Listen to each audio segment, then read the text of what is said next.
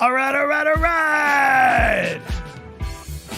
Welcome to Clozer Cult Podcast. Woo.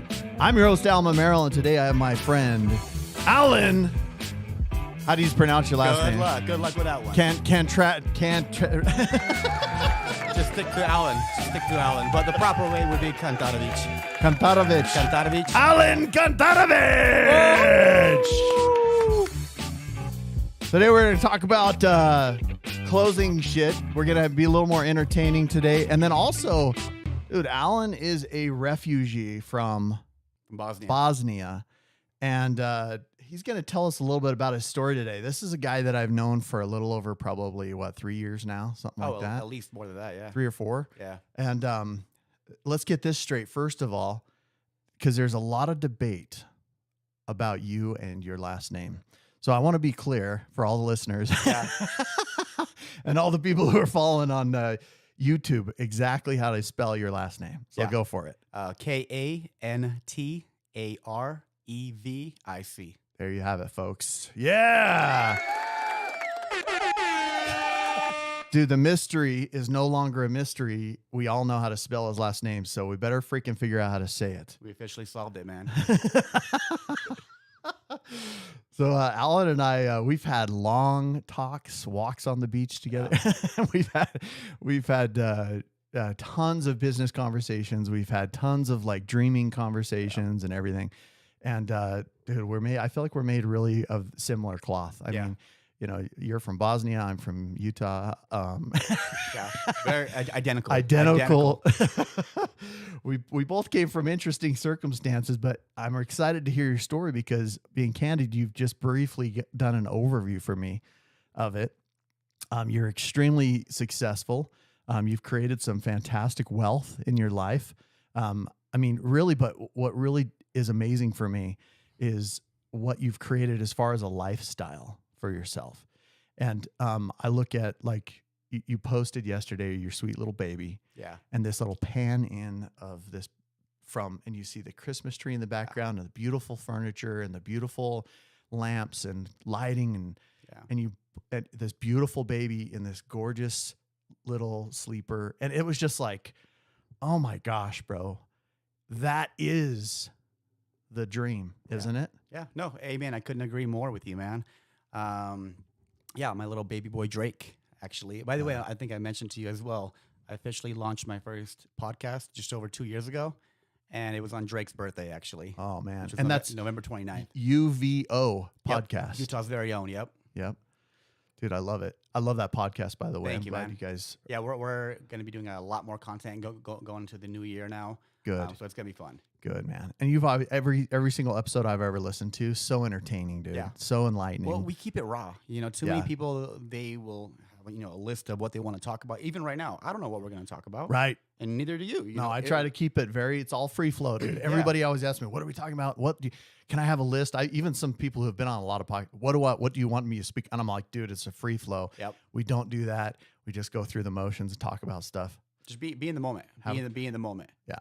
And I had one guy who goes, dude, the thing I love about your podcast is I feel like every time I listen to it, I'm a fly on the wall, Yeah. Louis Hamner actually said that. And he goes, dude, I loved being on it because we just talked. Yeah. We didn't have an agenda. We went through conversations and learned a lot about each other.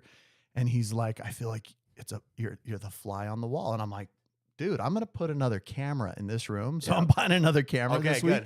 And I'm going to put it up in the position of where a fly would be. And you can, every once in a while, it'll switch. Zoom into the fly. Yeah, it'll switch over to that camera. Okay. Like you're a fly on the wall, dude. So yeah, I thought it was a great idea. Hell yeah, dude. Thanks, Louis, dude, for coming up with that one. Yeah, huge shout out to Louis Hammer. Louis Hamner, dude. Breathwork master. Uh-huh. Yeah, unbelievable. Yeah, I did his breathwork, I think, one time, and I left. I was driving home. I felt like I was high, to be honest with you. Oh, for sure. Like, it was just a surreal experience. And, but yeah, huge shout out to him, though. Yeah, dude, big time. Love Louis, man. Who doesn't freaking love Louis? I know, right? So tell me about you, man. I mean, you are in Utah, but I want to backtrack and see where you came from and what brought you actually to Utah as opposed to like California or Florida or whatever. How far back do you want me to go? Dude, I want to go all the way back. Okay. I want to know like where, like, okay, you have lots of investment properties. You have created a good amount of wealth. You have a huge real estate team of people that love and adore you. You've driven amazing exotic cars.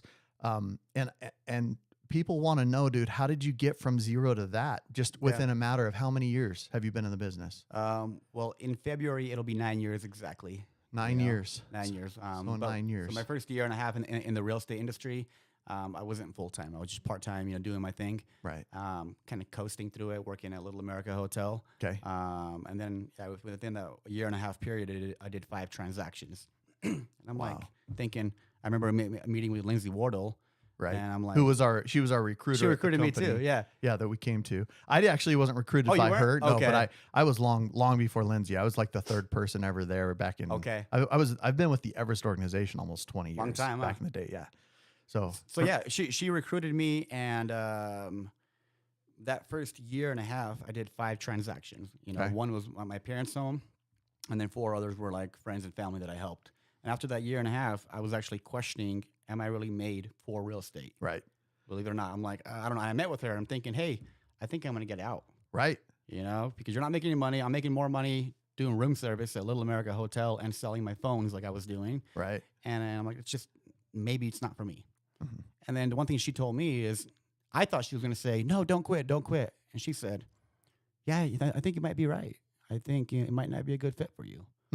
That reverse psychology. Right. And because I'm thinking, I'm going to go in there and go, hey, I'm going to get out of here. And thinking they're going to be like, no, don't go. Stay, please stay. And she's like, okay, yeah, you're right. It might not be a good fit. And I'm like, oh, shit. Like, it really, And then eventually I was thinking about getting out, but I gave it one last hurrah. And did you start on a team? No, I was on my own for a year and a half. Okay. Which I wouldn't recommend for a lot of people. Right. For actually most people, I think it would be honestly a lot more beneficial to you and your career to surround yourself on a team where you can learn from each other, whether you're getting leads or whatever it may be, at least the guidance to know what to do instead of having tried to figure it out on your own. Right. Right when I jumped on a team, which was in 2015, August 17th. Okay. I remember the day because it means a lot to me. And literally those next 4 months, September, October, November, 4 months, I closed 12 transactions. Half were leads that I was calling, and then half were my SOI that finally began to pop, Oh, okay. And I'm like, oh, shit, the whole, lead calling thing works. Actually calling people works. Right. And then the year after that, I gave myself a goal. I'm like, hey, I'm going to go for 50. I'm the type who's like, I'm going to shoot for the moon. Right. So I'm like, I'm going to go for 50. I'm going to make $100,000. That was always the goal for every agent. Like, I want to make $100,000. Right. And 6 figures, baby. Woo woo. And then, so that year I finished it off. I did 36 transactions, made over $100,000. And I thought in my mind that was going to be success. Right. I'm thinking, okay, cool. I made it. But then you do that, you achieve that. You think, well, that's nothing really for the life that you want to truly live. Right. So I upped it. I gave myself a goal for the next year. I'm like, cool. Next year, I broke it down. People, especially around this time of year, I talk to agents all the time too, is they don't have a clear vision of where they're going or what they want to do, what they want to achieve, what they want to drive, where they want to live, where they want to travel to, whatever that may be. Right. People don't have that vision. And you got to write that shit down. Right. And you got to keep it close to your heart. You have it's to. good. Yeah. Because this time of year, meaning like October through December, right? When the building's empty. Building's empty. Yeah. And you got, everything from Halloween through Thanksgiving through Christmas through New Year's, it's just freaking a ghost town. Yeah. So Everybody's taking a break. The inventory goes down. Agents are all on vacation. Buyers don't want to, go in the cold. You can't blame them. It's cold out there, Right. But yeah, that first year, 36 transactions. The year after that, I upped it. I closed 69 transactions. Holy hell, in one man. single year. Wow. My first time ever in my life, making $500,000. It was like 489. But at that point, I didn't even care about the money. Right. I just loved the challenge. Yeah. And I had the same conversation with an agent that just started with us. I think you know him, the cop, Edwin. Edwin Forevsky. Okay. Yeah. He's been agent, 2 months now? Okay. And he's coming from law I've enforcement. met him. Yeah, I met him. He's a young kid, 24. He's been in law enforcement, I think, like 3 or 4 years. And he got into real estate because he's the type who's like, I want to help people, And as a cop, you're helping people, but you also get a lot of shit. Yeah. Yeah. A lot. I would say more shit than helping. Oh yeah, probably 90% shit, and then the other 10 is like, hey, thank you. Or Right. the most, it's like, hey, you're an asshole, you know? Yeah. And he closed his first deal actually last week, and I remember like literally the day he got that deal under contract, he was calling me and texting me going, bro, like, I don't know what the hell I'm doing. You know what I mean? Dude, I don't know if I'm made for this. It's been like a month and a half. I haven't done shit. Like, I feel like I'm capable of more. And we had a good brief conversation. I forgot what exactly we talked about. But the one thing I talked about is setting your intention. Right. Setting your intention. And then I shit you not, the guy calls me probably like 3 hours later. Like, not frantically, but he was like, bro, you won't believe it. And I'm like, what happened? He's like, I'm about to go. I got a deal for my client. We're about to go under contract. Holy shit. And I'm like, hell yeah, dude. And then fast forward a little bit, you know, they would go under contract. They go throughout the whole process. They close it. And I remember him telling me, he's like, I got that first paycheck, and that is when it felt real. Guys, this is how you know when you're in the presence of a great leader, is when he gets more excited to talk to you about other people's successes than his own. Well, and I had this shift happened, you know, so, you know, I'm kind of skipping ahead, but I'll finish my thought here, and then we can start, you know, a little bit from the beginning. So I got into real estate when I was 23. Okay. I didn't officially go until full-time until I was just almost 25, you know, a year and a half later. Right. And my birthday was August 28th. I went full-time August 17th. So literally, I went full-time August 2015, August 17th, and I gave myself a goal. At that point, I decided, okay, cool, I'm going to quit my job at Little America Hotel, which I didn't mind it, actually. And what were you doing there? That's cool. That's a cool hotel. Oh, I love it, dude. Yeah. Like, it's very homey. You know, it feels good. The first, from like 20 to about 21-ish, maybe 22, I was a waiter. For about a year and a half, and then after that, I got into room service. Like in the restaurant down there, the breakfast, the coffee shop. Coffee shop. Okay, okay, cool. And I actually just talked to a lady that actually works there this morning. Actually, I'm actually gonna go over there on Sunday. It's still good to go over there because there's a lot of people there that I know. Right. I love being able to walk in the back and talk to the cooks and everything. Yeah. Because they've watched me all come up. My mom worked there for like 20 years. My brother worked there when he was younger. I worked there as well. That's why when the time came when I moved into my condo years ago. What I loved about the condo, the first one I bought originally, is it had a view of Little America Hotel. Right, because he had this beautiful condo downtown. On the what floor was that? 24. Well, originally I bought one on the 17th floor. It's actually kind of a funny story. I'll tell you real quick. I bought one on the 17th floor, and this was after I went through probably the hardest time in my life. Kind of go back to that. So here, I'll go back, and then I'll finish my thought on that. So 25, I hit the ground running. Those next 4 months, I do 12 transactions. 3 months, I do 12 transactions. I'm like, oh, holy shit. This whole lead thing works. Right. I quit my job at Little America, and I go all out. You know, that next year, 36 deals. The year after that, 69 deals. The year after that, 49 deals. Nice. So within literally a spread of a 3-year period, made over $1 million. Wow. I was mind blown. Did that blow your mind? Especially where you came from. I didn't even know what to do with the money. And I was, at the time, I was living in my parents' basement too, which a lot of people don't know. And I was so low key because I had a goal and I had a vision of like, hey, I'm going to temporarily sacrifice everything right now because I want to live the life that I want to live, you know, when I get to my 30s. Because I had a goal for myself. I'm like, I'm going to become a millionaire by 30. Right. You know? And I hit my goal officially at the age of 28. You know, I remember going to George and I'm like, George, you won't believe it. I officially made it. I officially made it. You know, and you feel like you made it, and then you realize it's more than that. Right. And then that's kind of when I began having that shift in my life, right around 28, where it went from just me. Hey, I'm going to take care of my clientele. I'm going to help me. I'm going to, you know, make money for me. Right. You know, you can be selfish. You know, Right. you're helping your client still.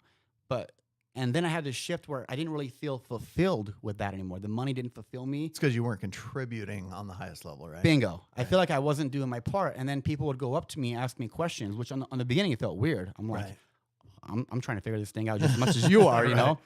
But I felt good being able to give them advice, and they were able to use it, implement it. And that's kind of where I began having that shift where it's like, damn, I would love to not only take care of myself, but how can I take care of other people around me? Right. And then that's shortly after that is when the team, where me and Fernando branched off, we built UVO out.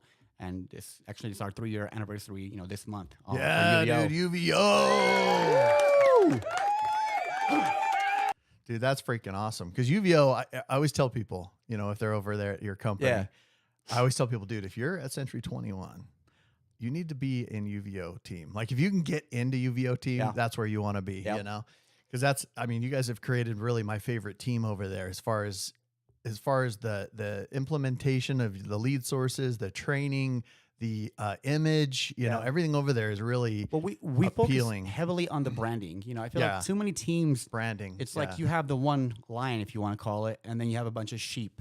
You know, you may be being spoon fed one thing, whatever it might be. Right. Our focus is, hey, why don't we brand you? Because at the end of the day, whether you're with C21 or Real or this company or that company, it Yeah. doesn't matter. Whether you're with UVO, it doesn't matter. You are your own brand. Right. People know you for you. That's what I also like too, is you help the individual brand themselves. which Create is your own cool. brand. Yeah. Create your own brand. And then at that point, a year or so goes by, do your own thing.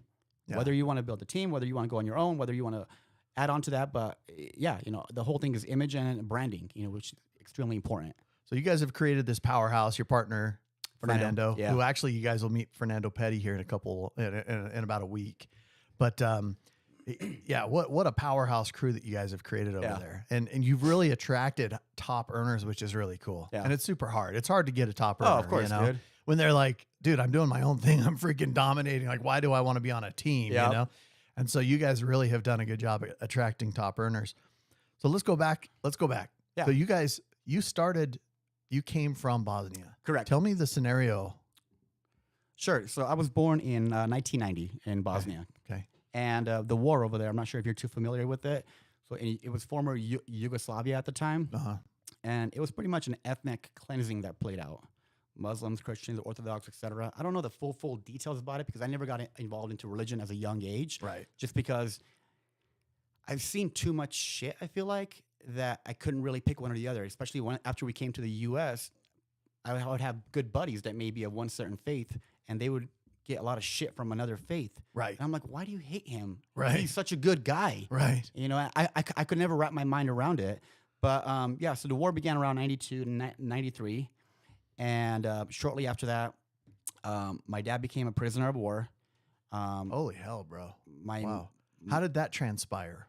How did he become a prisoner of war? Did they just come collect him? They just took him away? Yeah. Like, hey, it's like for example, I have a little cousin or a little nephew actually in Austria. Okay. Yeah, they're in Austria.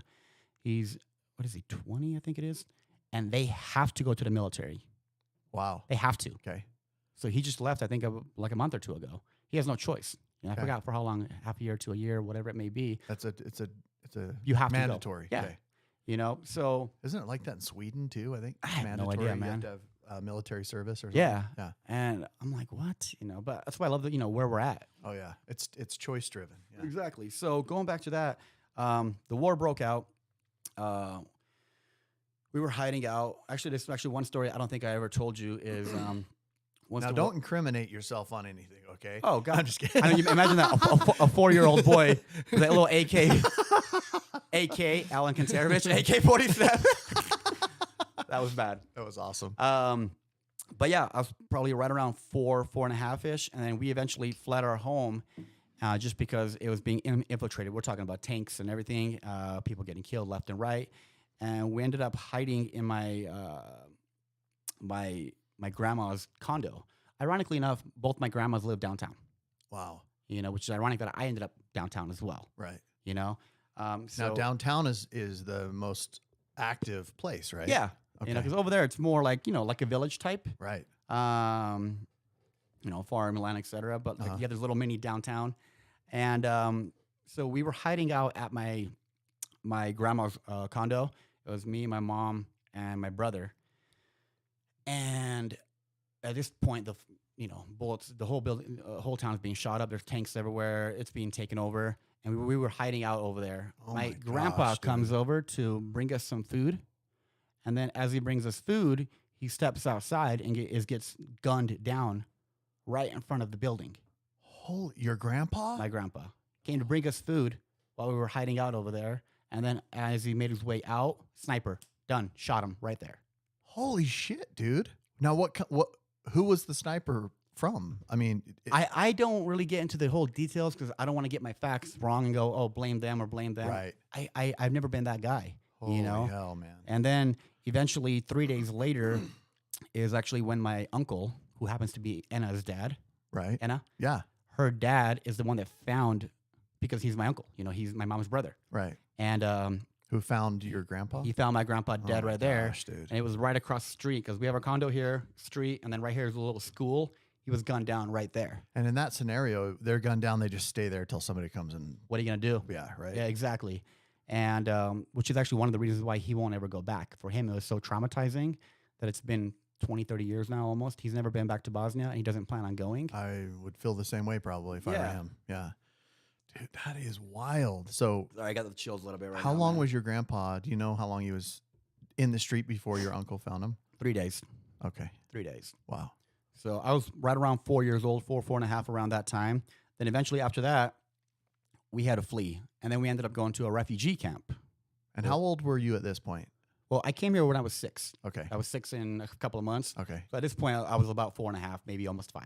Oh, wow. So, So- you do remember some of this shit. Oh yeah, there was actually a few times. There's actually one time when we were like, I'll tell you actually an interesting story after that. So we go to the refugee camp, and we're there for 16 months.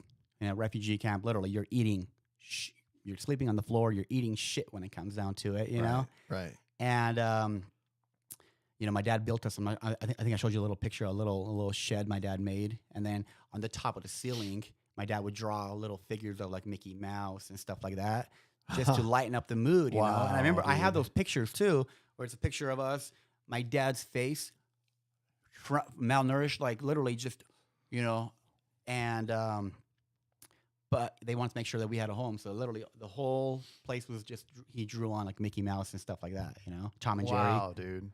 Bro, that is hitting a heartstring for me, man. That's crazy, bro. Yeah, I haven't really shared a whole lot.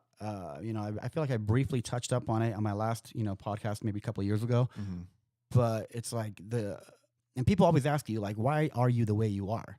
And I'm like, the moment, you know, what you go through in life, you know, shapes you into the person, you know, Right. that you are. Well, and you can go one way or another. I mean, you can be an asshole, or you can be compassionate, loving, caring, Exactly. considerate, you know, like you are. I mean, Yeah. you're one of the most considerate, cool dudes I've ever met. When I first Thank you, met you, I man. was like, dude, how can this guy be this cool? Like all the way around. You were fun to hang with. You were super considerate. You're super enlightening. I was just like, he's so diverse. You were so diverse, and I Yeah. think a lot of it has to do probably with your story. Well- So you guys are in the camp. How long are you in there? The camp, 16 months. and how do you get out? At this point, we're like, when we were in the refugee camp, it was all surrounded by the enemy. And, you know, we as kids, the funny thing is talking about entrepreneurship. For Right. me, it began off at a very early age. Right. Like, I'll give you a little story. I had a little pet turtle, Uh-huh. and, you know, While you were in the camp, or Mhm. Yeah. okay. and I don't know, I found it in the grass, like at the end of the day, you know? Right. And I remember I traded that. I forgot for what, whether it's for food or for marbles or something. Uh-huh. I traded it, and I just kind of kept trading up. But the one moment I do vividly remember is when I had one time, I forgot. I think we were throwing. Okay, we're kids. Okay, we were Right. throwing eggs at the soldiers, Okay. which is not a good idea. Right. Don't throw an egg at a soldier with a big AK-47 being pointed right at you. No, don't do that. No, don't do that. And then they caught me, and then they shaved my head with a racist, you know, symbol in the back of my head. Oh my gosh. And I remember coming home, coming to my shed, and my parents seen that, and what are they gonna do? Right. You know, so my dad just, you know, shaved that off. I'm not even sure how, but shaved it off. And I remember one time, one of the guys is like, "Hey, if you bring me your mom, I'll give you bananas." So what did I do? I go to my mom. Mom, the soldier said if I bring you to him, he'll give us food. Oh my gosh, bro. And Wow. she knew why. Right. You know, because a lot of rape and all that stuff was going on at that time. Right. And I'm a kid. I'm like, babe, Mom, I'm hungry. You know? Right. And she's like, no. You know? The interesting thing, too, is one of the soldiers eventually on the opposing side, he, believe it or not, helped us. Really? I'll tell you, a lot of people don't know this. And until this day, my dad will literally mail him a gift and a card every Christmas for the last, 26, 27 years now. Oh my gosh. And what happened wow. was, apparently, when he's seen me, and I reminded him of his boy. You know, I'm 5 years old at the time, and Mhm. his boy. I reminded him of him. he came up to me and just said, "Hey, where are your mom and dad?" So I took him. I showed him. He's like, "Hey, I'm not here to kill you. I want to help you guys." He reminded me of my boy, and I want to help you. And he said, "I would love to take your boy with me behind enemy lines." That's why I love that movie, Behind Enemy Lines. Okay. Very, it's a good movie, Uh-huh. similar. So we would go behind enemy lines, and he would hide me under his little Humvee, like the little, the seat. I'd be under there. That way they don't see me. He would take me in the middle of the night. Dude. I can't make this up, man. Like, he would take me, and we'd get bags of food, and then we'll come back in the middle of the night, and then he'd drop me off. And imagine being a parent and having your 5-year-old kid go With a soldier behind enemy lines to get food. at that point. Oh, jeez. Like, bro. now that I'm a parent, I look Right. at life completely differently. Oh, yeah. My daughter's 15 months. My little boy's just over 2 weeks now. Right. I look at life completely differently now, and I couldn't even imagine. No, I couldn't either. Not even close, bro. Dude, that's like one. Yeah, I'm glad that that just came up in the. What a gift that we have now in the scenarios that we're in now. Yeah, right? man. That we don't have to do shit like that. Exactly. And have your parents somehow justify that. Yeah, and I don't even know how they did. I'm not even Right. sure if they said, well, what other option do you have at that point? Right. Like, what are you going to do? And unfortunately, everything worked out. And next thing you know, eventually, I think the U.S., the UN, they all got involved trying to help out because it was a genocide, an ethnic cleansing going on. Right. And people went all over. My sister went to Germany. Multiple other people went to Germany. We had people go to Sweden, Canada, U.S., etc. Right. And going back to why Utah, why not California? We didn't pick Utah. Right. It was Okay. more like, hey, just get us the hell out of here. Wherever we go, we go. So did they just basically assign you? Like, boom. Because anywhere would be better than that. Exactly. They're like, you can either go back home and risk getting killed, or we can help you and take you. My mom and dad said, we're not going back home. Right. We're not going back home. And the one thing, too, I forgot to mention, I briefly touched up on it, how my dad was a prisoner of war. Before that, while they were on the battlefield, he actually had a grenade explode by him. So my dad's legs are all covered with strap metal. Oh, my gosh. So he dude. wasn't able to walk for about a year, almost 2 years. He was in a wheelchair. So he has scars and. Oh, yeah, all over. They can't take him out. Otherwise, he may not be able to walk. So he still has shrapnel in, all in his over. body. Oh, yeah, all oh over. my gosh, bro. And, but yeah, my mom had to pretty much care for him and me and my brother too, Right. And then, the UN got involved. We came to Utah on December 3rd, and 1996. And we just came. I remember coming into here, and I put my boots on the ground into the snow. Uh-huh. And as a young kid, we're, living off welfare, etc. They put us in this little, apartment. Right. And then they forget about us for a couple days. And then somebody comes over, like, hey, do you guys have any food or anything? We're like, no, they should have brought it yesterday, but nobody ever came. Right. Because you don't have anything, right? You don't have money. You don't have Nothing. Do you have furniture or anything there nothing there? It was just, whatever the welfare gives you, they have, I don't remember the exact details about it, what was Right. all there, but I do remember the cockroaches at night. Wow. That is the one thing that I will. and that was here in Utah. That was one thing I will Okay. never be able to get out of my mind is you go to bed and you look up and you see them. Right. And that was traumatizing for me. That's why at a very, very early age. Fucker. The cockroaches were traumatizing. He's behind enemy lines with a soldier getting food as a kid. And the cockroaches are the traumatizing. Yeah. Dude, you know what, dude? Some shit hits me the right way. I get that. Yeah. And so, yeah, I'm 6 years old. My brother's 10. My mom's working multiple jobs. Then eventually my dad, once he was able to walk, he began working as well. But So how long was it before he could walk? About a year. Okay. Yeah, about a year by the time we got here. Okay. And yeah, we pretty much fed ourselves, Yeah. bologna and ramen and Right. just some Dude, bread. after that experience, anything is good. Like Oh, yeah. bologna, ramen. Oh, we I felt don't like we were in give a- heaven. Oh, for sure, dude. That's like 5-star shit. Oh, yeah. When you've experienced what you guys went through. Well, the interesting thing too, when you go back, like my dad was a factory worker, just an average guy, came not from a wealthy family. Okay. My mom, on the other hand, her grandpa was involved in politics. I think he was like a governor. Uh-huh. She's an economics major, so she would have her own chauffeur. My mom was a boss. Really? Yeah. Wait, Wait, here or No, before? Back in the day, before No, everything here hit the none fan? of that applied. You know, she Right. was a cook here at Little America Hotel Okay, for 20 plus years, along with other jobs like that, because gotcha. nothing transfers over. Right. And at that point, you're just trying to make money. You can't really go into college at that time. Right. So yeah, Right. she went from being chauffeured across the country, across Europe to Turkey and stuff like that. It's like hitting the freaking lottery when you come here, anyways. Even if you have cockroaches on your freaking Oh, ceiling exactly. at night, you still hit the lottery being in America, right? Versus where you and know. that's what people don't realize is a lot of people. I look at them and they're like, "Oh, I'm depressed, or I can't do this, or I can't make money, or whatever."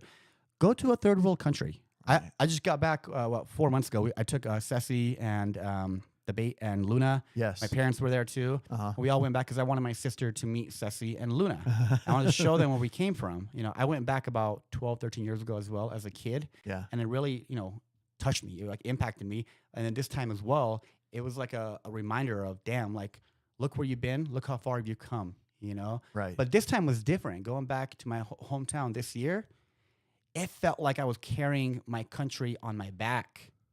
Like people, family, because the town is small. People Right. all know each other, and they're so extremely proud of you. It's like Really? you're Wow, the dude. Novak Djokovic or whatever of Right. real estate. That, hey, this family was in this village and they made it and they made this and that and that. It was an honor. Right. It was an honor. Did you feel gifted to be able to come back and know that you have an existence in another place? Dude, it was like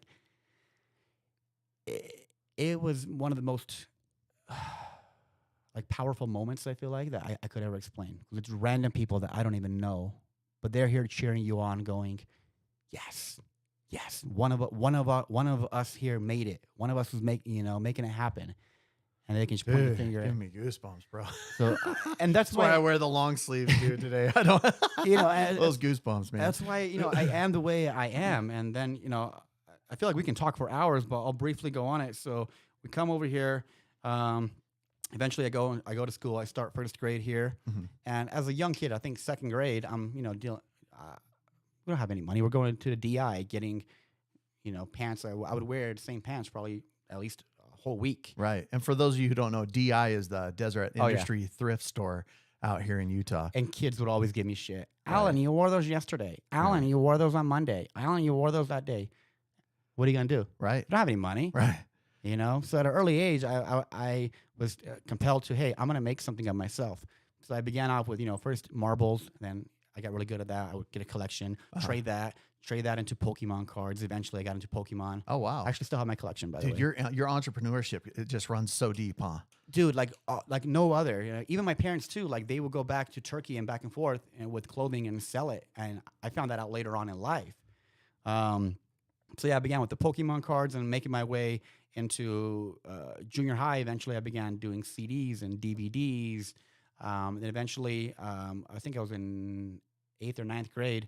I put together a brochure and I would sell T-shirts. Oh, wow. That's cool. 15 for a T-shirt or 2 for 25. Right. And I made a whole brochure, and I would go.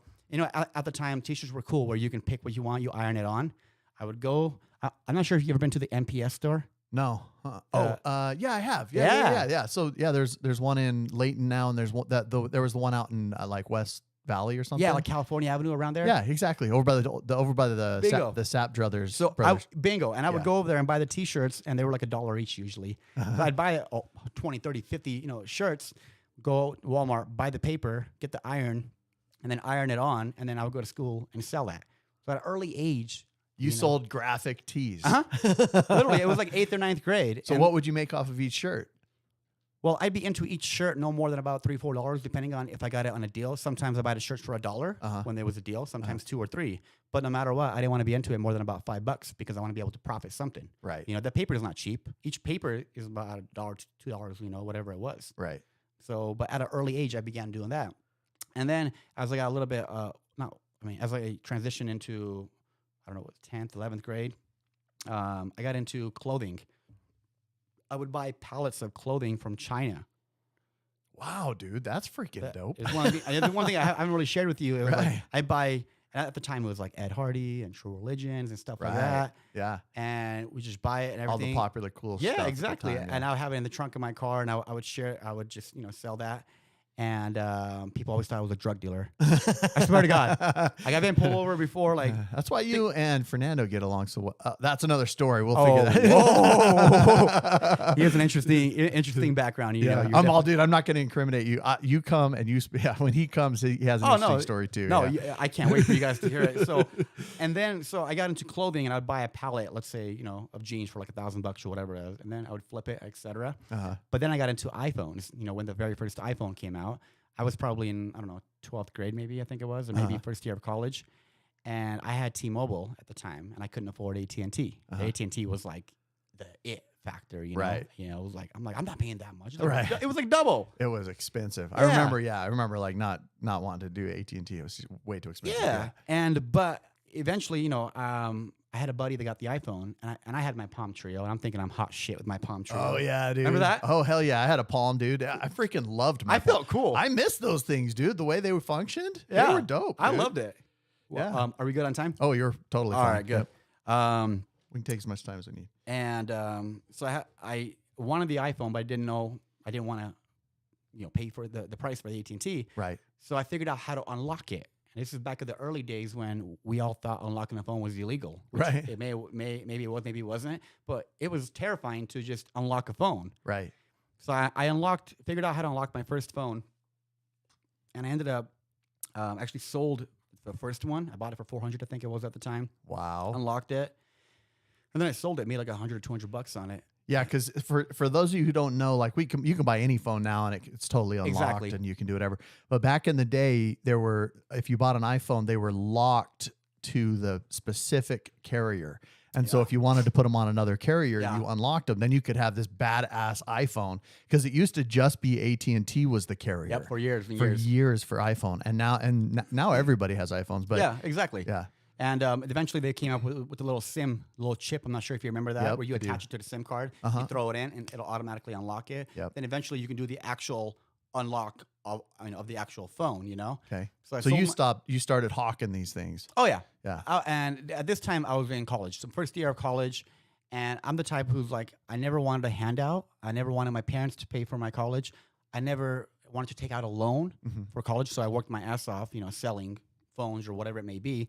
And good for you, bro. Holy hell. So I figured out how to unlock them, and then I figured out, oh wow, like I can make pretty good money off this. Right. So then I began doing that more and more and more and more, and I was probably averaging 30 to 50 phones a month. Wow, dude. So from that's some serious industry. Like, dude, from like the age of like 18 to about 23-ish.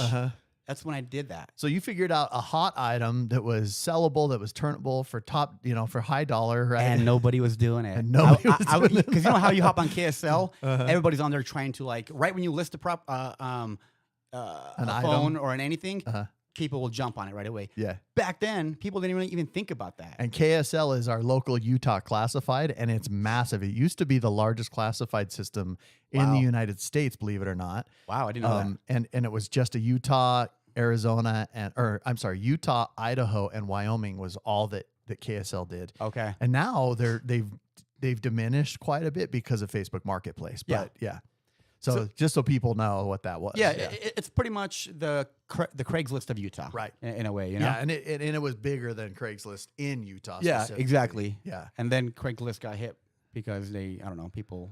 What were people doing on Craigslist? I think they were doing like escort services and massages and meetups and stuff. I actually got a funny story about I'll lead on to that way we're not going too much off. I knew you were an escort, dude. Well, I worked at Little America Hotel. To clarify, not me. I mean, I worked there, but I wasn't doing that. Right. Okay. But I'll get into that. All right, sure you weren't, bro. Keep going. Where was that? My train of thought here. So you were talking. Okay, we're doing phones, and at this time I'm in college. Okay, right. And I went to school. I got my 4-year degree. I got a degree in psychology. And from where? Well, criminal justice and psychology. Holy cow! Well, first 2 years I went to Salt Lake Community College, and nice. The next 2 years I went to Weber State. Cool. And from I think 19, I graduated by 22-ish, and then I got into real estate at 23. Nice. I had no intention of even using my diploma. I want to make that for the record right now. Okay. I just went because it would make my mom and dad proud. Especially my mom is like, to have a college degree. You have to go to college. You have to go. And I'm like, Mom, I'm ready. what am I going to do? Go to college and get out of a job and make maybe 50 grand a year? Right. You know, I'm over here 20 years old, you know, making 40 grand or so a year at Little America Hotel. I'm selling phones, making another 40 or so. You know, I'm like 20 years old making like 80 grand a year. Wow. You know, and at this point I'm driving around like in my CLS 500, you know, back then. Right.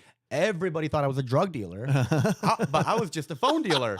Well, the thing is, dude, your style is so good. Like people probably looked at you and went, dude, Mercedes, great style, you know. Well, then on top of that, we this lived cool, unidentifiable accent that you have. Yeah, right? and then we lived in West Valley as well at the time, and our home was probably worth about 150 grand, you know, at the time. They either thought you were a freaking drug dealer or a mob boss. Dude, I would actually, funny story. I would leave Little America Hotel, and as I would get off the freeway, because so I grew up in a Chesterfield.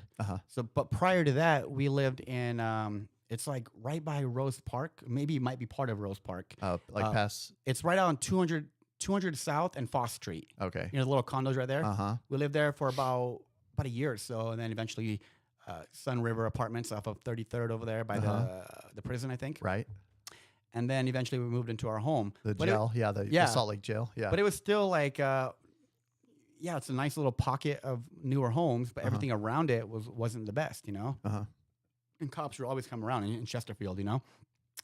And I would get followed home. Like I'd be literally parking in my driveway, cop following me home in your Mercedes. And I'm here like I walk out with my what I have. It was a green shirt at Little America Hotel, my brown apron at the time. I walk out, I'm like, what? What I do? I work at Little America. It's 12 o'clock at night, you know, because I worked, you know, the night shift at that time. But no, there's a couple times where we got into it with a few cops, and there's a time where actually my dad got pulled over right in front, and because he was sick and he was coming home from work, and the cop pulled him over. He was driving slow. I happened to be pulling up right next to him at the time, and I'm like, hey, that's my dad over there. Like, please.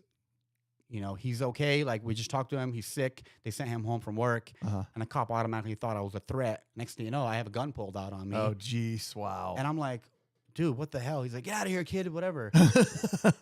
And yeah, that was a whole nother story. But going back to it, I did the phones. I was selling that, got my degree, and I would sell phones out of my backpack, you know, in class. And eventually... I'm like, I'll quit doing phones if I can make just as much money doing one thing. And then real estate was how I kind of was introduced to that, because my aunt helped my mom and dad buy a couple of condos. Oh, okay. Yeah, that's kind of how I was introduced to it. Right. You know, because they've had rentals now for, I don't know, 14, 15 years. Nice. And they always talked about, yeah, we bought them for this much, we're renting it for this much. And I found it really fascinating. And then I'm like, well, and then they said, hey, we want to buy a home. We want to, you know, move into a new home now. And I'm like, I'm going to become an agent. And I kept dragging it on month after month after month. Eventually, my mom was like, we're going to buy a home with or without you. So either get it or don't. Right. And I made a promise to her. I'm like, okay, cool. I'll get it. So it's actually one. So this is probably me. I'm like 6 months in real estate right now. I'm probably about 24. And I had worked later on that afternoon at Little America. And I get a call from a guy. So we find them the home, we go under contract. We're like 2-3 weeks into it. The appraisal comes back. You know, we're pretty much closing here in about a week or two. Right. At that time, I was still selling phones and iPads and iMacs, et cetera, you name it. Right. That's your biz, man. Oh yeah. I had a guy hit me up. He's like, hey, Alen. And he was a guy that knew from like junior high, I think it was. Maybe, you know, I was in 9th grade. He was in 12th grade. I didn't really know him, but I knew people that knew, you know. And he's like, hey, I heard you know, buy phones and stuff like that. I'm like, oh, yeah, dude, what do you have? Anyway, to make a long story long, we set up a time to meet at a McDonald's just off of Redwood and like by the college, 41st, I think, over there.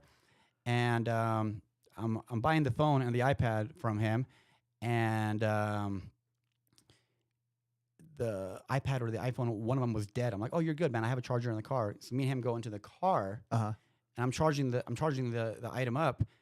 And then he's like, so where's the money? I'm like, right here, I have the money. He's like, where? I pull my wallet out, and I'm like, right here. And he just yanks my wallet out of my hand. I'm like, what the fuck? And next thing you know, I got a gun right at my temple. What? Holy shit, bro. This was my first year in real estate and my first deal that would have maybe it would have never happened. I would have never, none of this would happen. This is one story that I don't think I shared with a lot of people. I'm being held at gunpoint, and I thought it was a joke. I'm like, dude, get the fuck out of here. Right. Stop effing around. Get that gun out of my face. Get the gun out of my face. And he's like, no, I'm not messing around with you. Like, give me your phone. Give me everything you have. And I'm like, what? Like, I'm shocked. I'm shocked. I go. I'm like, cool. I hand him my phone, etc. He's about to walk out of the car. He puts the gun, in his waist. He's like, don't say anything, And I'm like, dude, just don't fucking kill me. Right. I don't want to die. I'm 23 years old. That ain't worth dying for. Hell no. Right. But here's what I did. So he began running away. I don't know what happened, but my adrenaline kicked in. Right. I ran after him. Because in my mind, I don't recommend this, folks. No, don't do that. But at that time, I've been selling phones for like 5 years or so. If you go through my phone, even right now, I'll probably have hundreds of names dash iPhone. Right. Meaning iPhone connection, whether it was a guy at AT&T, because I'd have guys buy phones from people over there. They would, wipe them off or replace them, etc. And then I would go and buy, 10, 20 of them at a time directly from Sprint or AT&T or Verizon, etc. And then eventually we would ship them all back across the country to China, typically. Wow. Because at that time they were going for a lot more over there. Interesting. So I got into just So at your peak with phone sales, how many were you hawking? about 50 a month. Wow, that's pretty good. And then add on iMacs, add on iPads, etc. Everything. Yeah. And sometimes you make 100 off of a phone. Sometimes you make 25. Sometimes you make 50. Right. Sometimes you make a home run. My goal was always I wanted to make at least $100 a day, no matter what. Right. It's like if you're a waiter, the goal is to what? Make $100 a day. $100 a day. Yep. So going back to that, I run after the guy, and I'm like, bro, and I'm thinking my phone is everything. I just got into real estate. I've been in the game 6 months now. I'm like, please, I have clients I'm working with. I need my phone, And eventually I'm like holding him. He's trying to get the gun. I'm like, dude, no, just please, you can have the money. I don't care about the money. Just please, can I have my phone? Believe it or not, he gave me my phone back. He Holy said, hell, dude. yeah, this was a nice burglar, right? No, not burglar, a robber. He was considerate, very considerate robber. Yeah, like very, very nice guy. Yeah. Yeah, right. And then we had to go to court and everything after that. But so you knew him well enough to take him to court and everything? I knew the guy off of I'll tell you how that whole thing played out. Okay. So I run after him. I get my phone, and then he begins running to his car, his getaway car, which his girlfriend was in there. And this all happened at like 3:30 p.m. in McDonald's parking lot. Oh my gosh, dude! Broad daylight. And what do you think I did at that point? I don't know. My dumbass ran after him again. What? I'm like, well, if I got my phone back, I don't know. My adrenaline what else kicked in. can I get back from him? Don't do that. I'm like, I wonder if I can get my wallet back now too. So I ran after him. He's getting into the passenger seat. She's about to drive off, and he's like hanging in there. He gets in. He's trying to get the gun out. I'm hanging out of the car, trying to just get my stuff. My glasses, fall off. That's right, because you had glasses at that time, dude. right? Have you seen the pictures of me before? Yeah. I had a pretty big head. Like back then, no, but like, didn't you have glasses when I first met you? I think you did. Like I was probably 40 pounds heavier, and on top of that, glasses too. Yeah, we'll talk about the fat Alen here in a little bit. Oh yeah, but I feel like I'm glad that happened because that humbled you as well. Yeah, for sure. And so anyway, I'm trying to get my stuff out. He's hitting me. I'm like hanging on on the car. The girlfriend comes around. She's beating the shit out of me, beating my head. And then next thing you know, she pepper sprays me. Oh. And I don't know if anybody here has been pepper sprayed. I've been pepper sprayed. But goddamn it does not feel good. Dude, my pepper spray experience actually wasn't a direct pepper spray. It was somebody accidentally sprayed it in a room. Wow. In a house, and it cleared out the whole house, dude. It is painful. Directly, just on my eyes, everything. Oh my gosh. Instantly right there. I'm like, ah. And then I go. She gets back into the car, drives off. I roll out of the car. They speed off. And I run into the McDonald's. And I'm like, help, call 911, call 911. Here's what happened, etc. I call my brother. I'm like, dude, hey, I'm right here. Come. And eventually the cops came. This is actually a fucked up story right here. The cops came. And... the paramedics and everybody, the fire, everybody came. They were giving me a solution, et cetera, to clear my eyes. I'm red. Right. There's snot everywhere. Freaking eyes are oozing. And you won't believe what the cop did. He is like, after we got it all cleaned up and everything, he's He like, pepper sprayed you again. No, I'm just kidding. it's probably a little bit worse. He began actually accusing me. Oh my gosh, dude. I shit you not. Wow. This guy began accusing me of a drug deal gone bad. Oh my gosh, dude. Unreal. I could not believe it. I'm like, wow. He's like, this will be a lot easier for you if you just tell the truth, right? Confess, yeah. And I'm like, I'm mind blown. I'm like, I was just almost killed right now. I called you to help me, Right. and next thing you know, now you're accusing me of a drug deal gone bad. Yeah, for all you cops out there, man, just take a second, figure out actually what's going on. Like, Dude, good like- grief. I could not believe that in that moment, and I was pissed. Yeah. I was like forgetting about what happened. I was more pissed about now I'm being accused of a crime that I didn't even do because I bought a phone. All right.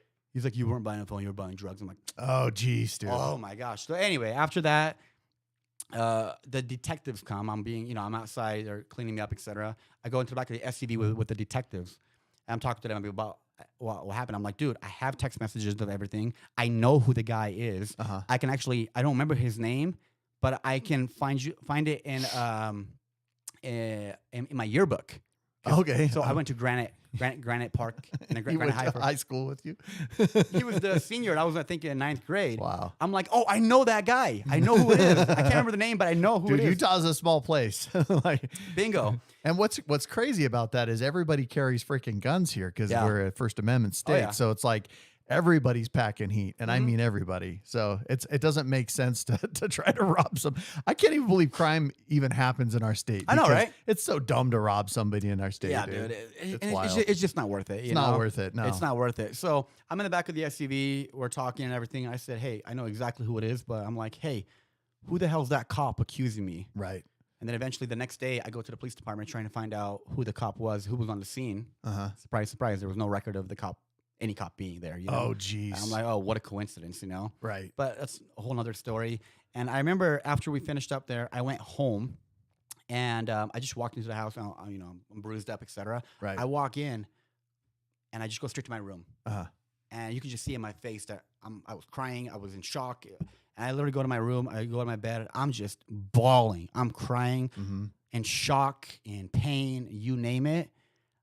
On my way, I call my work. I'm like, I don't think I'll be able to come in. I'm in no condition to come Bro, in. you got your ass handed to you. I can't believe you chased him twice, dude. Yeah, You don't do that. Don't try this at home, folks. Yeah, I got my phone back though, so it worked out pretty good. But definitely don't do that. No, And now we have iCloud and we have clouds that hold our Yeah, you're data. And if you leave your phone, or if you lose your phone, it doesn't matter. exactly. Yeah. So I go to my room. My brother comes up because at this point he knew. I already told him what happened because he came over there eventually. I'm like, don't tell mom and dad. Don't tell mom and dad. I don't want to worry them. Uh-huh. We're closing on the home. Literally that day, the appraisal came in. Uh-huh. That's why it kind of circles back to real estate. My career never would have happened. Could have been dead that day. Wow, dude. And I remember my mom trying to come to the door, trying to knock. I'm like, no, get out. And I'm just bawling. I didn't want to say anything. Eventually, I did. I tell them, but I didn't want to worry them. Right. We never want to worry our parents. And then eventually, a few months later, I'm in contact with the detectives, etc. Apparently, he ended up doing it to another 5 to 7 people around that same time. Wow, he burglarized them. I mean, not burglarized, but robbed them at gunpoint, etc. So did he like search the classified ads and just find people he could prey on, basically? Well, it was more of a, hey, I heard you do this. And he got my phone number from my brother. Mm-hmm. And it's kind of like, Bro, so it's your brother's fault. Like, let's play. No. yeah. Okay. but I was known as the iPhone guy. Right. Now I'm known as the real estate guy. Yeah. That was my reputation, is the iPhone guy. And You still use an iPhone? of course. Of course. Of all course. right. So, and it's kind of how that whole thing happened. And I was in shock right there. And at that point, I'm like, dude, I need to figure out my life, Right. And then I focused more and more on real estate, etc. But that was a traumatizing moment for me. And then at that time, there was a lot of stuff going on around me. A lot of friends getting addicted to drugs and especially opiates at the time. Uh-huh. So many people that I know. I've been to way too many funerals. I've lost too many buddies. Right. It's all fun and games until someone gets hurt. Right. For sure. When you're younger, I'm all for having a good time and going to parties and drinking, etc. But know your limit. There's come to a certain point where you've crossed that line where you're doing stuff you shouldn't be doing. Right. And I noticed a lot of people around me were doing that. So what I did at that time is I literally changed my phone number and I made a commitment to myself. This was like right when I went full time into real estate eventually. Okay. I made a commitment. I'm like, cool, I'm going to change my phone number. I'm going to cut off the whole world.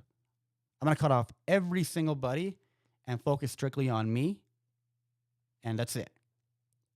Changed my phone number, and I went hard on real estate. No social media, none of that. I barely got, I don't know, people, now, yeah, I'm on social, etc. Right. The main reason why I got on there, about 3-4 years ago was to promote the brand, promote UVO, promote what we were doing. Yeah. Prior to that, I was never on there. Right. Dude, I have months and quarters where I'd make a ridiculous amount of money.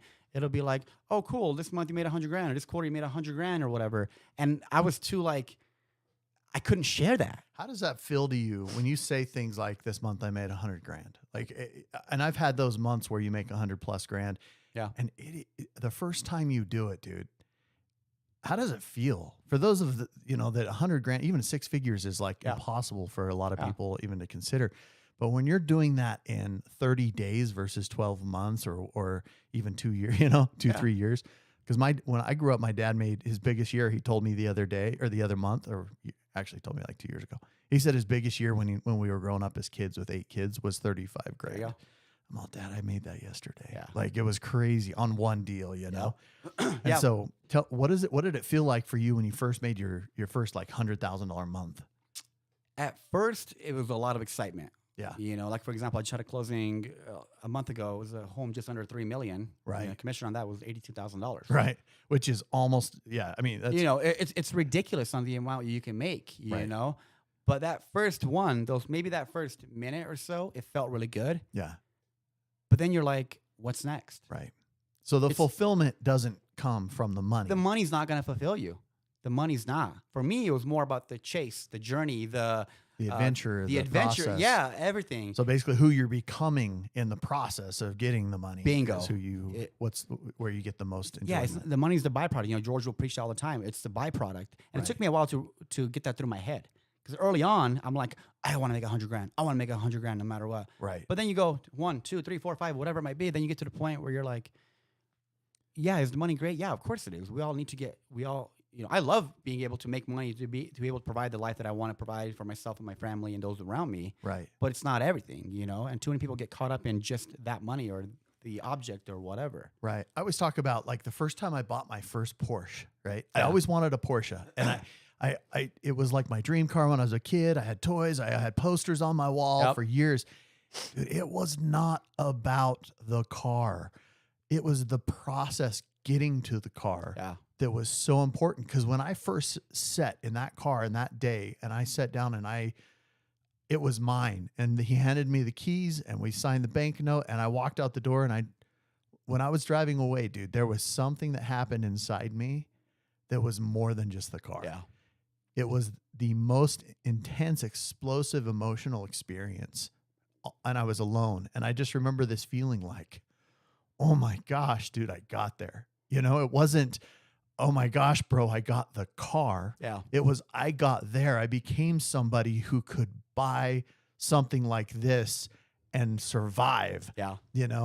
And I think, that's really what we should look at our goals as far as financial. I mean, you've driven a freaking Lambo Huracan, you've driven these beautiful Audis and stuff that you love. It's not about the vehicle. It's about who you become in the process to get there. Mm-hmm.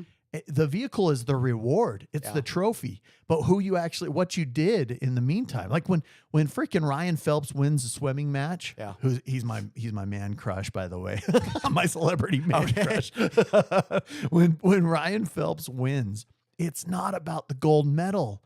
It's about the fact of all that it came to, or all that it took to get him. Wait, who's Ryan? Ryan Phelps or Michael? Ryan Phelps. I thought it was Michael Phelps. I'm sorry, Michael Phelps. Okay, Yeah, Ryan. I'm like, I don't know this Ryan you're talking about. Yeah, he's not that much of a crush, bro. All right. Okay. Michael Phelps. When he does that, it's not about, I always say Ryan when I mention him because I had a friend who looked just freaking like him. Okay. Man. So I always, and his name was Ryan. Gotcha. Anyway, so Michael Phelps, dude, when he gets that, it's not about that. It's about everything that it took for him, the hardships, the every single day struggle, the every single day in the pool, and there was a time when he'll tell a story a little bit. And he talks about how he was in that pool every single day for like 380 days nonstop, rain or shine, sick or not, it's about who he became, who he's become in the process. Yeah. Now, for you, how was that when you? And you've told me this before, when you got the Lambo, Yeah. right? And you sat in it for the first time. What was that experience like for you? The funny thing is actually, yesterday, today's what, the 15th or 16th? 16th. 16th. Okay, it was yesterday. And I was putting up a little story on Facebook. Yeah. I was actually the one, with the baby actually. Your baby, yeah. But a story said, oh, 2 years ago on this date, December 15th, is the day that I flew out to. So I flew out to get the car. Right. I flew out to New York. Right. I got an Uber ride to Connecticut. Uh-huh. And I got the car right there. Then we had it shipped back. But it was December 15th, exactly 2 years ago. Wow. You know, and I made a promise to myself. I'm like, by the age of 30, I want to get my dream car. And for me, it was like, you can go get it. You can go get it and you can get a loan on it and this or that. Right. But for me, it was more like all these years that I've worked my ass off to achieve this goal. Right. Once I flew out there, looked at the car, because the guy wouldn't sell it to me until I flew out. Right. Now we're like best friends, believe it or not. I talked to him last week. Really? The guy, he just bought the Performante, et cetera. He's actually flying out here in a couple of months. Oh, geez. Damn good dude, man. Like such a good dude. And I found the car that I wanted, which, do you believe in the universe? Oh, yeah, definitely. Okay. Yeah. Here's how everything kind of played out. So at the time, Brendan was on our team. Mm-hmm. Now the kid is, multi-millionaire in crypto. Uh-huh. And he's, what was he, 22 or 23? He got the McLaren. Brendan Stangus. Yeah.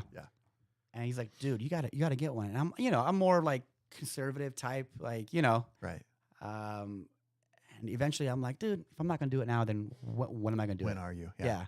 So I kept looking for one specifically that I wanted. And I couldn't find the spec. It's cool to have a cool car, but you want to be able to get the color of the package that you want. Right. All the stuff that juices you, man. Yeah. Exactly. It's your toy. It's your big wheel, dude. Bingo. Right? When you're a kid. Yeah. And for like a month or so, I couldn't find what I was looking for.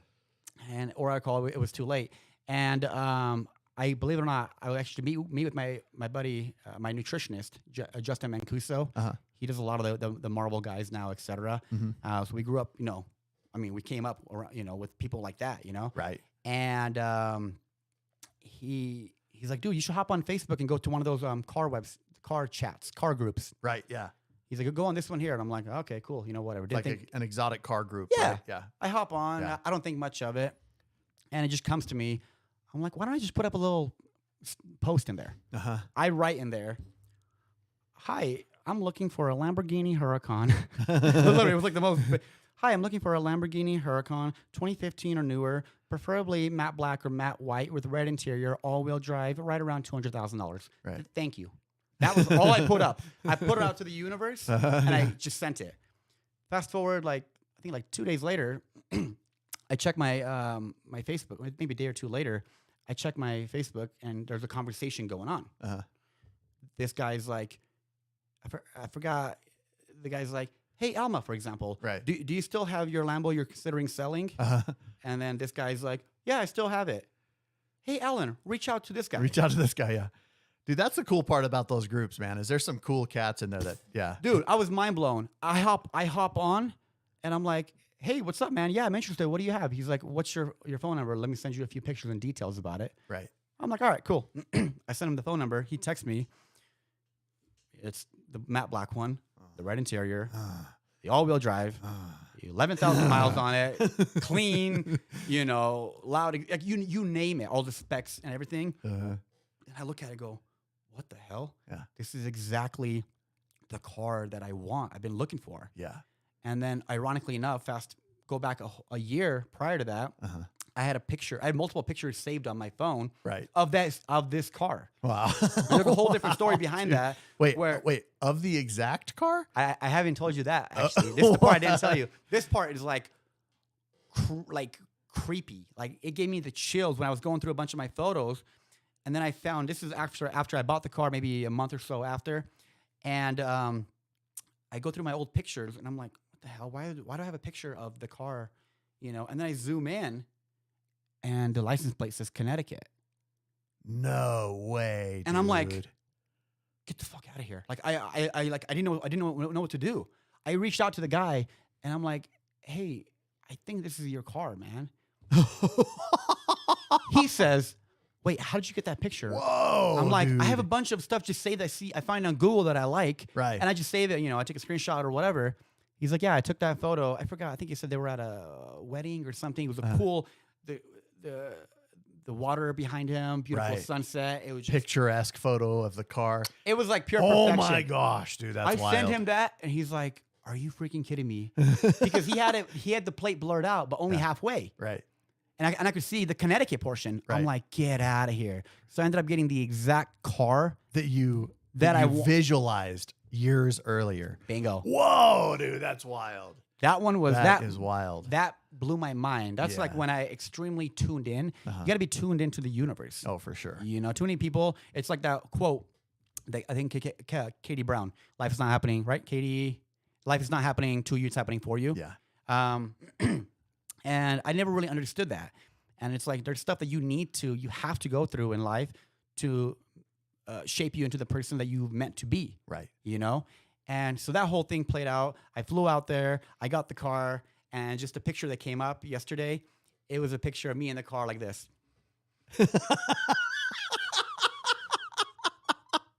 The biggest smile. Like, I'll find that picture and send it to you. Like, you can just see the happiness of that photo. And because for me, it was more than about. The interesting thing is, though, when I put up that post, remember like 2 years ago, I put up a little post like, hey, dreams turning into reality. Yeah. A lot of people don't notice, actually. I actually wrote that on the plane as I was flying to get the car. Wow. At this point, I didn't even see the car in person. But the guy said, hey, the only way I'll sell it to you, because he's like, well, have you ever driven one? I'm like, no. Have you ever sat in one? No. I'm like, I don't care. Started one, bro. Yeah, nothing. He's like, no. He's like, dude, you have to come fly out. Like, I want to make sure that you know how to even drive the car. Right. And I'm like, okay, whatever, So I go out, and I'm really glad I did. And then I asked him after we take the car for a ride, we go get dinner, etc. I'm like, hey, is there a good hotel? Because I was there for a 23-hour period. Right. I flew in, got the deal done. The following morning, I flew back out. Wow, dude. And I'm like, hey, do you have a good hotel? Because it was like about an hour drive, from Connecticut to there. It's quite the Uber, my friend. Yeah. Yeah. And Uber ride was really interesting. I'm at the New York airport. And you know how there's like a sign, do not jump in a ride with somebody claiming to be Uber or whatever. Make sure you order it on the app. Right. And I'm like, okay, whatever. And I'm looking around. The guy comes up to me. Hi, are you looking for a ride? The guy's, I think, from... I don't know if it was Ukraine or like somewhere like around there, but he had a thick accent. He's like, are you looking for Uber drive? I'm like, yeah, I am. I'm going to book it right now. He's like, oh, it's okay. Here, let me show you my phone. Okay, you go from here to here. Okay, 15-minute drive. Okay, it'll be this much. And I'm like, well, are we good on time? No, you're good. Okay. I'm like, okay, it'll be, I don't know, 120 or 130 or whatever it was. And I'm like, well, I can book it on my app. He's like, no, it's okay, my friend. Because on the screen, it literally told me like 2 minutes before, don't jump in the car with a stranger. And he's like, oh, it's okay. He'll carry your bag. Right. And I'm like, because these guys do this because they have crappy cars or whatever. The Uber won't approve or it's too old. Or it wasn't a bad car. Okay. And he worked for Uber. Right. But I get it. Uber will take their own cut. Oh, that's right. They take a cut. They That's take a right. cut. Yeah. Yeah. So he wanted to keep the money for himself, which it is what I've it is. seen that too, like where they'll be like, yeah, I'm a driver, and they just take you in their car. They're not actually with Uber or anything. To clarify, I wouldn't really recommend doing that. It's a liability. Right. But we're walking to the car, and my gut is like, I feel off. This feels off. My gut, my intuition is so good. Yeah. And I wonder where you learned that. Maybe in refugee camps as a young child. Yeah. It's just, what you go through. Like I used to not listen to my gut before. Right. Now, I All listen the to my time. gut for everything, know. And we're about to hop in the car. He's putting my bag in there. He's walking around. I have the door open, and I'm like, "Are you really an Uber driver?" He's like, "Yes, my friend, I'm Uber." I'm like, he's like, "Let me show you my my Uber ID or whatever." He showed me some kind of. I'm like, "Okay, he's an Uber driver, whatever." So I hop in the car. I'm thinking I'm probably gonna get killed, but at this point, I made my own bed.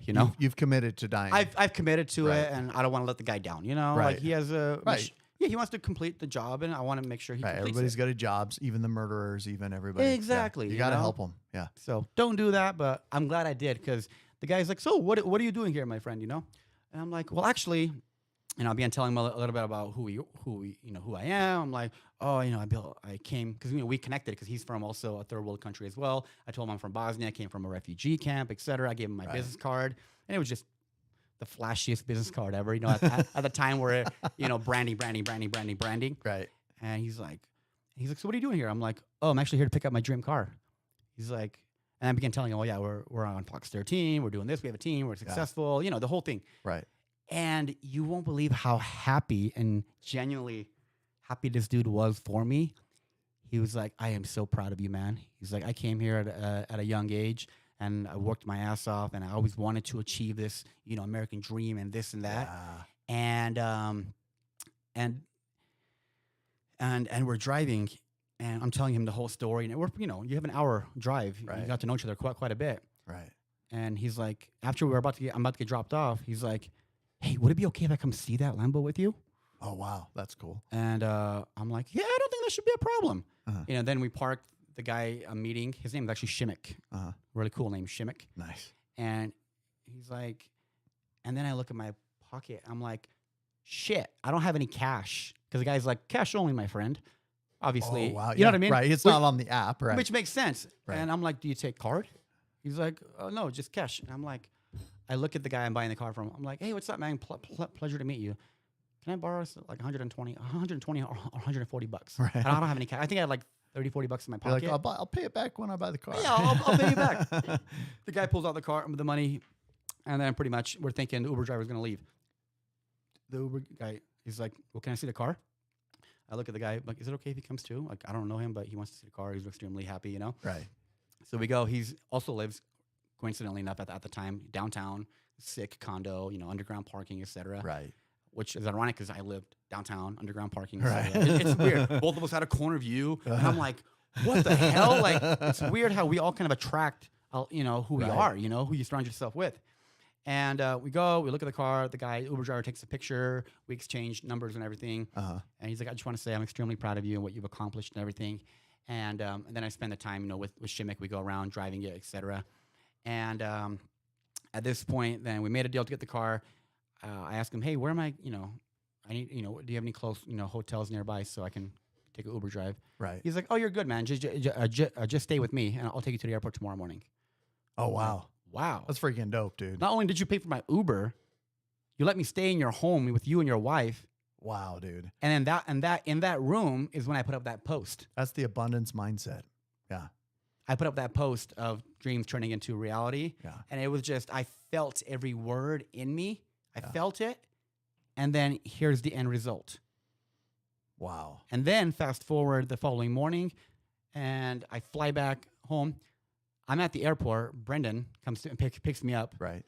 And he's parked outside. He has the McLaren with the doors up, just looking badass, freaking man. Sick. Yeah. I'm walking out. I'm like literally vlogging the whole thing too. I'm getting stories and everything. And I asked him, hey, it's been a long flight. Just take me home. He's like, home? You're not going home? I'm like, dude, I'm so tired, man. He's like, you're not going home. We're going to the office. We're going to work. We're going to work. And I'm like, okay. But I'm like, before we do that, we're going to the bank. We go to America First. I wired the guy the money. I bought the car. It was like $2, and then with taxes and everything, $220. Right. I wired this guy the money. No title, no nothing at the time. He still had a loan on it. Right. And I'm like, hey, man, here's the confirmation. Ultimate trust. I just sent the money over, and the guy's like, you're an idiot. And I'm like, what do you mean? He's like, why would you wire me that much money without anything? Right. I'm like, if my gut is wrong about this, right, then I'll take that L all day long. But my gut, it felt like you and your wife were genuine good people. Right. That I trusted you, that you were going to, ship the car to me. Of course. Yeah. And fortunately, it did play out like that. Like, we got the shipping company involved a couple days later. We had it shipped over. But we literally go to the bank. Right after the bank, we go to the office. We go to the office, man. And we're just working and doing our thing, back on the grind. And then, within a week, maybe less than a week, the car arrives. And it actually arrived on December 21st. I remember the day that you got it, and you posted about it, and I was like, dude, I've got to see this car. I came over to your office. I remember that too, man. Dude, the sound of that car and the smell and everything just resonated with me. It was so inspiring to me to get there, you know, to Yeah. go get mine. Eventually I did, Yeah. but it was such, you were such a push to me. I probably would not have gotten my car as soon as I did Yeah. if you didn't do that, because it really motivated me, dude. Every single day I was like, dude, Alan did it. I'm going to go do it Yeah. too, you know, and go get my my ultimate car. But And that was my thing which is too. funny because I'm selling it now to go buy something else. Exactly. You Yeah. know, and Yeah. it's once you get one, then you get that out of your system, I feel like. Yeah. And at that point, it's not even about the car anymore. You know, you want to have fun, you know?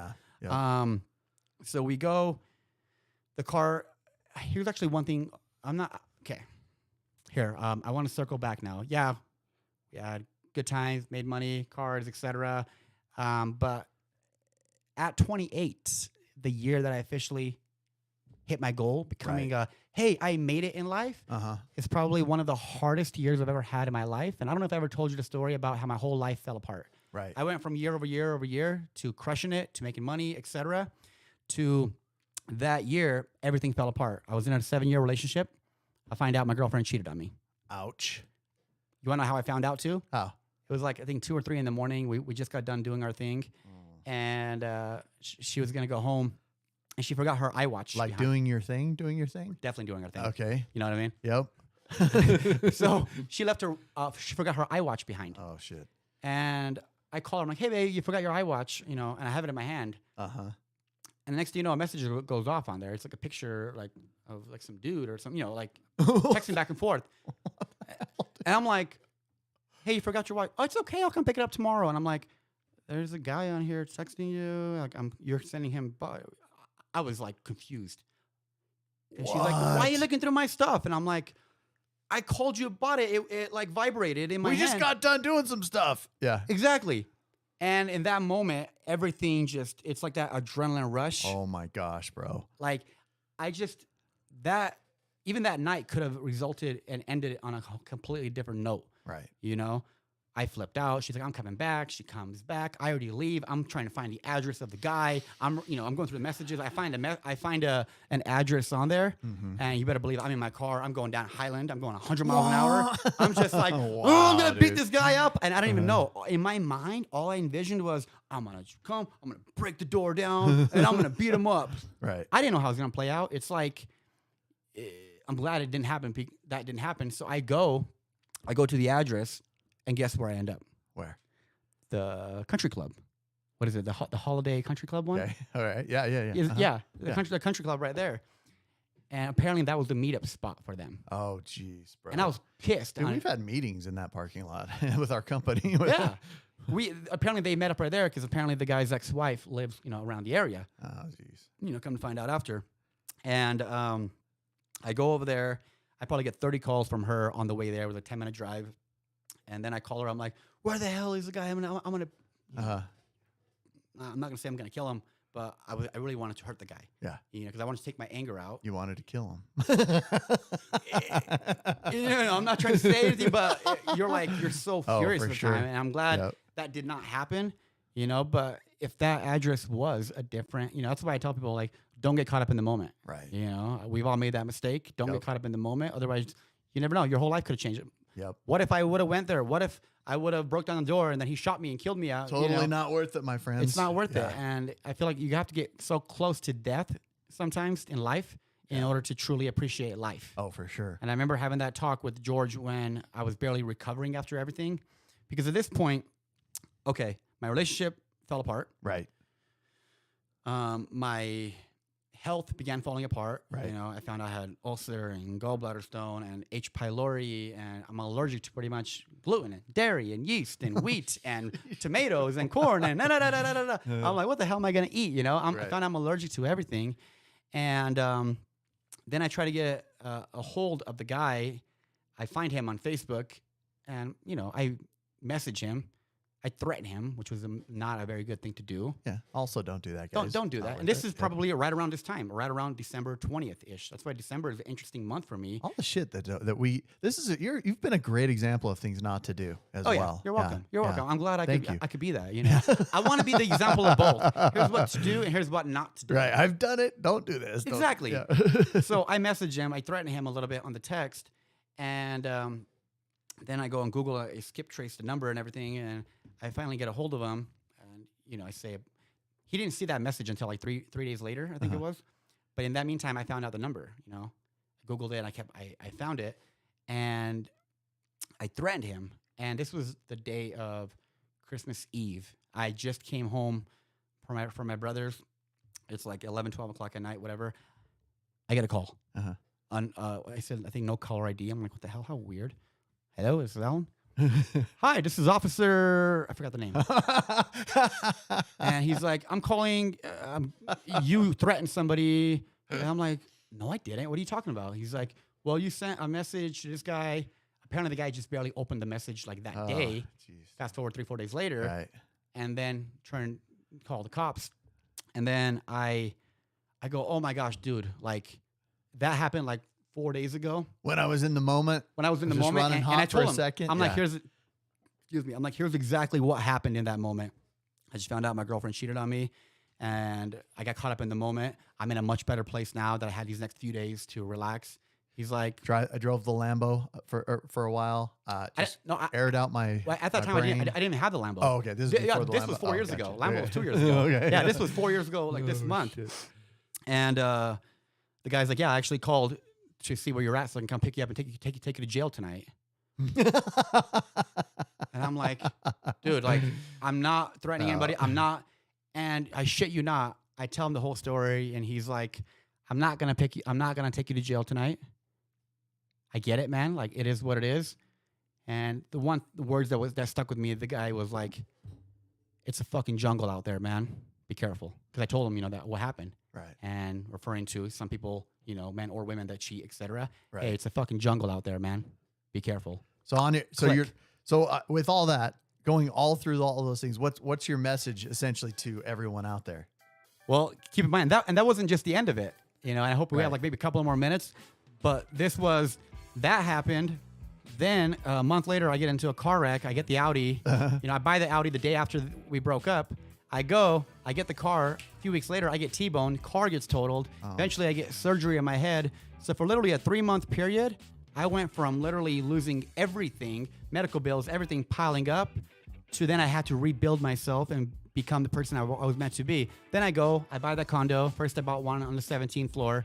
It had the Little America views. Right. Then after that, 2 weeks after I closed, I find out about 2 others on the 24th floor. And I'm like, dude, like, I thought I had a great view, but this one here was like a whole nother level. And the difference is this one here was a corner unit, and I had a view of Little America Hotel. Wow. And I had a view of the Wells Fargo building. That just take you back, huh? Because when we barely came to the U.S., my mom worked at the American store. I don't know if you remember that, before they built the Wells Fargo building. Yes. And for me, it was a reminder of where I've been, where I've come, where my mom worked, where I used to work over there, and now I'm able to be in my condo and appreciate that every single day. And then remodeled it, decided, okay, cool, I'm gonna remodel the 17th floor one and sell it. I'm gonna keep the other 2. So I kept mine, remodeled the other one too, and I'm still renting them out till this day. Wow. I left it fully furnished. I didn't touch anything in there. I left it. I'm renting it out to an awesome guy, and yeah. Then and now you've built your dream house with your dream wife and your dream. Well, you guys aren't married technically, right? Yeah, but your dream woman, your dream kids. And it's interesting because I never really knew, and I hope the cameras don't turn off, but like I never really knew what true love really was. Right. I never experienced it. Even as an early age, it was more comfort. Right. I didn't know what true love really meant. But like that day, and it was ironic because at that time I was in my, if you want to call it, my fuckboy stage. Right. You know what I mean? Yeah. After we broke up for about a year and a half, I rebuilt myself up. And talking to George that one time, he's like, hey, can I do anything to help you? I'm like, no, dude. If I can make it through whatever the hell I'm going through right now, I'm going to live my life completely differently. Right. No You're holding sowing back. your oats. You're trying out different things. You're mentally, emotionally in a different place. Yep. Yeah. I'm like, no reservation. And then shortly after that, a few months later, me and Fernando branched off. We built UVO and just hit the ground running. So I got the condo. You've grown so much emotionally in that time too. Yeah. Yeah. And like achieving all this success and everything too, I never really knew what life was all about until I had my daughter Luna. Yeah. And the day I had her, and I'll end off on this note here, is the day I had her is we were at the hospital. Everything's going good. Everything's going perfectly. She's opening up 1, 2, 3, 4, whatever, Right. And what do you call it? Dilating? Right. Yeah, dilating. Right. The dilation. Yeah. Yeah, and I'm like, okay, now we're at 1, now we're at 2, now we're at 3. It's just doing its thing, you know? Now 5, it's go time. Yep. Bingo. And out of nowhere, the doctor comes back and just says, hey, you know, we want to have you sign some paperwork for a C-section just in case. We're like, we're not planning on doing that, but okay, you know, she'll do it. Right. I mean, she did it. And then like a half an hour to an hour later, heart rate begins dropping. Right. Luna pooped. She ended up pooping, and the heart rate dropped. And they had to like literally, it went from a beautiful moment to take her to the back, get the baby out, get the baby out at all costs. Oh my gosh, dude. They rush her back, cut her up, get the baby out. And at this point, I'm in the back room. I'm recording the whole thing. And in that very, very moment, the baby comes out, and the baby's not breathing. Pale, just white. Pale, Wow. white. And I'm recording this. And all I could think about right now is, am I really recording the life and the death, the birth and the death of my child right now? Yeah. No, I can't have that. I can't record this. I put my phone down. Right. A couple minutes go by, they like pull out a bunch of fluids out of her. Uh-huh. And a couple minutes go by, the color begins to come back. She begins to cry and Oh come back to life. Gosh, dude. Whoa. In that very moment, it was like nothing mattered. Nothing else mattered. I'm like, wow, how privileged, how blessed we are to be able to live this life, and it could be taken just like that. Until you have a child and you're in that moment, everything else pales in comparison. Everything changes. So in that moment, fortunately, she did really well. We were out of the hospital within, I think, 3 or 4 days, recovered, and yeah, the rest is history, man. You guys are doing great, building the team. Yeah. UVO's growing better than ever. And yeah. Dude, Alan, thank you so much for sharing your Yeah, story. man. Honestly, I could sit here with you for 5 hours and just go through all the details of everything you guys have been through. Guys, I hope you enjoyed this. Thank you so much again to Alan for coming in and sharing his amazing story. And dude, how hopeful for so many people. What an inspiration for so many people. I hope you guys enjoyed this episode of Clozer Cult Podcast. Please consider subscribing and sharing with those who you love. And we will see you guys on the next one. Thank you. Thank you, brother.